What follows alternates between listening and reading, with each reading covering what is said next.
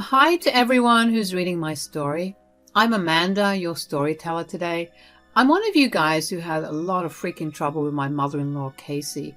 My mother-in-law was very controlling and always stomped our boundaries despite being given several warnings.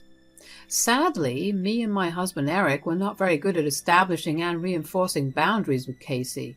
This meant Casey was able to manipulate and influence our lives for a very long time. I won't say that she was downright rude or hated me, but boy did she find me annoying. She did insult me and my style, but then again she did the same to her son as well.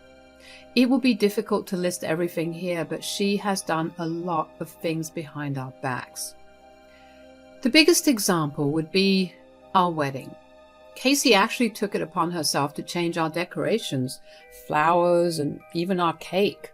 Thankfully, she wasn't given the chance to change the venue because we caught her before she could do that.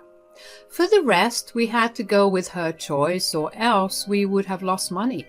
We did confront her, but her logic was always, "I know better and have better taste than you." Yes, she did have an expensive taste, but she had very little respect for others. I found it insulting and annoying, but put up with it anyway. Eric also has always been a little reluctant to punish his mom in any way. Going low contact also wasn't in his cards, so I simply tuned her out and tried my best not to let her meddle. Things were fine for a while, but Casey found another way to insert her choices and opinions in our lives. Well, you see, we bought a new house. After saving for years, we finally made the big purchase and it was just perfect. I even decorated it myself to make it more homely for us. Our house is a reflection of us, but this is what Casey said when she finally saw it. "Is this what you bought? Who the hell decorated the insides? It's just horrible." Well, Eric and I both contributed to the decorations. It's not picture perfect or Insta-worthy, but it reflects us. No, you can't decorate your house like that. It looks cheap and tasteless. Why did you even buy this place? You should have consulted me. If only you had... Well, we didn't tell you because we didn't want to consult you, Mom. We love this place and it's ours. There's nothing wrong with it. You can't go back on the house purchase, but you definitely can make changes inside. I will come by and make it better. You don't need to do that, Casey. This is our style and it's perfect for us. You can decorate your own house when you get it. We won't be changing anything. Oh, we will see about that. Guys, I didn't like the way Casey said that. She was very pushy about us making changes according to her recommendations, but we didn't listen to her for once. This was a big thing, so Eric and I both vowed not to let her interfere. She tried to text, call, and visit to convince us to change our minds, but we didn't budge. However, she got clever with her ways. Eric and I took a mini vacation to another state to celebrate the house purchase. We had been saving for years, so we hadn't taken a trip in a while. We had some leftover cash, so we decided to make the best of it through a vacation. Our house was supposed to be empty, but our neighbor offered to keep an eye out. He was a good man in his 60s and very friendly. He gladly offered to call back if something was fishy. We weren't expecting anything to happen, but imagine our surprise when he called and said that he saw 3 women getting into our home. Immediately, we were alarmed and asked for more information. The description of one of the women matched my mother-in-law, so we called G straight away. Eric and I were confused and annoyed at the situation and needed to know what was going on. I called Casey and said, "Casey? What are you doing at our house? I know you went to our house and brought some people with you. Our neighbor told us." "Well, I'll be staying here for a week with my friends. There are only 3 of them, but don't worry, there won't be any wild parties or anything." "But we are not even home. Why would you bring your friends along when we are not home?" "Oh, I'll keep them entertained. You don't have to worry about that. We wanted to spend some quality time together, and your new house needs some sort of security. Consider this as us house sitting for you two." That is a good way to look at it. there have been some major break-ins in our neighborhood and people have been pretty spooked. Yes, exactly, Eric. I heard about them too. I know how much money you spent on this house. I don't want anything to happen to it. Besides, your wife has bought a lot of stuff. You wouldn't want them stolen now, would you, Amanda? Casey was making a point, but I actually didn't like her tone in the end at all. It made me very, very suspicious. From the way she talked about house sitting, it was clear that she had been planning this for a while. Besides, I didn't like how she randomly showed up with friends when she knew that we were not home. Something wasn't adding up. Unfortunately, she had a key, so I am assuming she had already let herself inside the house. Thank God my neighbor had seen Casey and called me immediately. I doubt she would have called us about her plans if our neighbor hadn't informed us. Thank God for small mercies. But I was saying my thanks too soon. Something was nagging in my brain. I said to Eric, "Eric, to be honest, I'm feeling very uncomfortable with Casey bringing strangers into our home. It's very odd. I can't seem to wrap my head around it." "I know, Amanda, it's very odd, but I don't think we have much to worry about. It's a good thing someone is house sitting for us. That way we won't have to be worried about burglary. That's one thing off our minds." "Yeah, I'm not worried about that anymore. But now I'm worried about your mom. You know, she has a habit of stomping boundaries. This is one of them." I understand your frustration, Amanda, but there's nothing we can do from here. Let's go back home and talk to Mom again. This time, if she does something stupid, there will be consequences."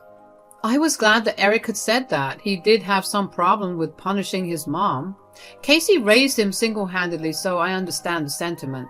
But she was now getting out of hand. Eric must have realized that as well. He seemed keen to finally do something to make Casey understand that she was being a witch. Eric's assurance calmed me down a little, but not completely. I was still anxious.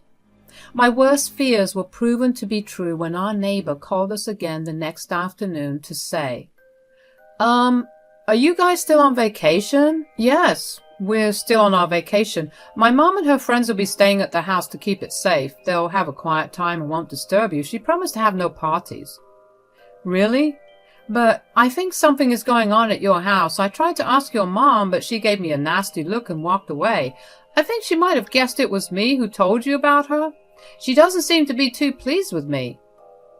"Oh, yes, she definitely figured that out. I think she didn't want to be seen, let alone reported by you. Anyway, now I am panicking. Tell us what's going on there." "Well, there is a lot of noise coming from the house. It's not like music or anything. Seems like someone's making renovations or something." As soon as our neighbors said that, both Eric and I froze. This is definitely concerning because my mother-in-law's words were still fresh in our heads. She hated the way I had decorated the house. She had a ton of complaints about how we were tasteless and needed to use her help to make the house better. She had stopped pestering us just after she learned about our mini vacation. Now it was starting to make sense, but we needed more confirmation. Eric said, "Are you sure that there is renovation work going on? Maybe they're in some sort of trouble." "I highly doubt that, Eric. I've seen people come in with deliveries. They seem to be for interior decoration. Also, there have been a few shelves here and there. I saw your mom and her friends come out and bring the stuff inside." "So you are sure they are interior decorating items?" "Yeah, actually I think one of your mother-in-law's friends is actually an interior decorator. She worked at my sister's house a month back. I knew she looked familiar. I'm sure it's her." That was all we needed to hear to know what was happening. My damn mother-in-law was renovating and redecorating our house without our approval. I wanted to cry when I thought about what she was doing to my beautiful house. Eric looked really panicked as well and didn't know what to do. We thanked the neighbor for telling us and informed him that we didn't permit Casey to redecorate our house. It was all a mess. I was freaking out and told Eric, "Eric, this is just unacceptable. We need to do something fast. I am cutting this vacation short and going back. I don't think I can continue this anymore." I too want to go back right now, Amanda. I'm so sorry for what my mom did. I never imagined she would end up going behind our back and doing this. This is just insane. She even got her friends involved. Eric, I don't know how to say that, but I'm going to call the cops on her. I will tell the cops to conduct a welfare check at the house because I'm suspicious of what is happening there. I want to stop your stupid mother from doing more damage to the house than she already has. Oh, God, I really don't want to call the cops on Mom, but I see no other way. Let's just do it. This is the only way to stop her from doing whatever she's trying to do. I immediately took Eric's approval and ran with it. I called the cops and told them to conduct a welfare check on the house because our neighbor had been hearing loud noises. I didn't tell them what I suspected, but I did tell them that my mother-in-law and some people were staying there. The cops took my request seriously, probably because of the burglary cases that had been happening recently, so they conducted a welfare check at the house and the result was devastating. The cops called back and told us that the house was a complete mess, the drywall was in the process of being taken down and there was dust everywhere. My decorations were ruined because of the renovations and my mother-in-law didn't bother to pack them properly. Some of my stuff was missing from the house when I went home to check. Those surprises came later when we went back home. From the pictures the cops sent us, it was clear that my house was a mess. I had the worst breakdown of my life right there. Eric was furious and told the cops to stay put. He took the phone from me and said, "Officers, I didn't give my mother permission to work on my house. I can see that she has done some extensive damage to my property. I am not okay with this at all." "Well, this is very unfortunate, sir. From the mess we're seeing here, I can guess you have lost a lot of money. Would you like to press charges against your mother for destruction of property?" "Yes. I and my wife would both like to press charges against my mother. You can arrest her and put her in jail. We'll come down today to file a police report." "All right, sir. I'll go ahead and press charges on your behalf. Also, I will send you more pictures of your property. Do you have anyone to house sit for you here?" "Yes, my wife's sister will be at the house until we come back home. We will take the earliest flight possible. Thank you so much for your help, officers." My husband handled everything like a champ. I was still bawling my eyes out while cursing my horrible mother-in-law every name in the book. I was devastated when I saw what she did to our new house. Eric was also very upset, but was calm enough to make sure his mother wouldn't get away with what she did. After everything, I was barely in the state to do anything. Eric booked our flights back and we left as soon as possible. Eric and I landed in our home city and drove straight to the police station. There, we filed a report and submitted the pictures of our house before Casey destroyed the interior. The cops were horrified and told us that we should sue her for good. I was freaking furious and was out for blood. I was determined to give Casey a good lesson. We decided to meet her at the police station because she was still in jail. I was going to reveal her fate to her and watch her burn. When she saw us, she said, "What is this nonsense, guys? Why the hell am I in jail?" "You have absolutely no shame, Casey. You were still asking us why you're in jail? You freaking destroyed our house." "Oh, I didn't destroy anything. I was doing you a favor since you have such bad taste. I bet you would have been thrilled when I was done with my work." "Mom, have you gone insane? Do you even understand what you have done?" No, my stupid mother-in-law was still behaving as if she had done nothing wrong. As if she hadn't just destroyed our house and made us lose thousands of dollars in total. My blood was boiling at her feigned ignorance. She was so entitled that she thought taking the axe to someone else's property shouldn't be punishable because she had good intentions. Well, I don't call that good intentions at all. Casey actually said, "Come on, Eric. You know I was only trying to help. It's not a big deal. I know you feel the need to support your wife, but her tastes are just hideous. I would have made your house into a piece of art, and I was doing everything for free." We clearly told you to stay the hell away from our house. How did you think you have the right to do what you want with a house that doesn't even belong to you? Who are you to judge my tastes in interior decoration? You literally messed up our house. God, stop being so dramatic. If you just calm down and let me out of this horrendous place, I will fix your house and make it better. This is just ridiculous. You will be glad to see what I do. No, absolutely not. You are never setting foot inside our house again. You will stay in jail because we are pressing charges against you for the destruction of property. You are going to pay for this, Casey. Casey's eyes went wide when she realized that I was dead set on pressing charges against her. She was now slightly shaking, clutching the rail sail, and looked at us in panic. She knew that there would be hell to pay, so she turned to her son for help. She said with tears in her eyes, "Eric, do you hear that? Your wife is threatening to press charges against me. Look how cruel and ungrateful she is. I was trying to help your house look presentable, and this is how she responds." My wife is right, Mom. She has every reason to press charges against you. Eric, what? What are you saying? You heard me, Mom. Amanda is absolutely right. You destroyed our beloved house only so that you could make it like you want. You have been stomping our boundaries for so long, and I let you off without consequences. Now you go ahead and do this? You have taken things too far, Mom. I can't forgive that.